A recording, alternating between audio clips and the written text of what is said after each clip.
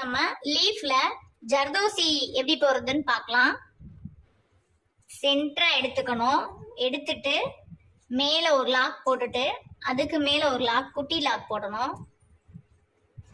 போட்டுட்டு எடுத்து பெருசா கட் பண்ணி வச்சிருக்க ஜர்தோசியை போடணும். போட்டுட்டு ஒரு லாக் போட்டுட்டு அதுக்கு பக்கத்துலயே கீழே ஒரு லாக் போடணும். போட்டுட்டு தான் சைட்ல போகணும். சைட்ல போகும்போது இங்கே போயிடக்கூடாது, அது மிஸ்டேக்கு. இந்த இதுக்கு கீழே தான் இருக்கணும்.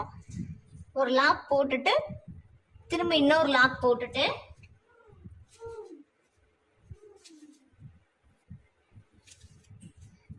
ஜர்தோசி அதுக்கப்புறமா தான் நம்ம போடணும். ஒரே ஷேப்பா ஜர்தோசியை கட் பண்ணி வச்சிருக்கேன்.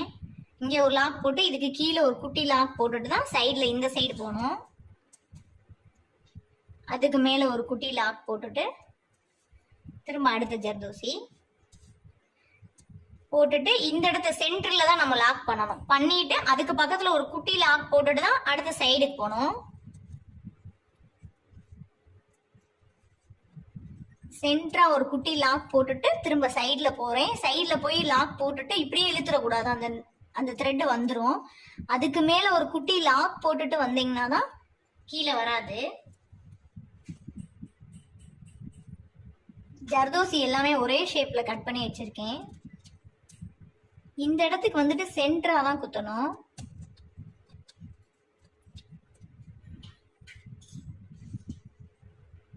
இந்த சென்டர்ல குத்தணும், அப்பதான் அந்த பினிஷிங் வரும். அதுக்கு கீழே ஒரு லாக் போட்டுட்டு தான் அடுத்த சைடு போகணும்.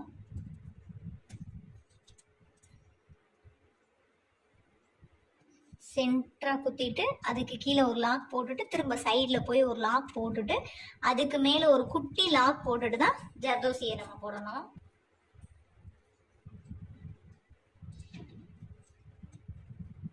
கீழே ஒரு லாக், திரும்ப சைட்ல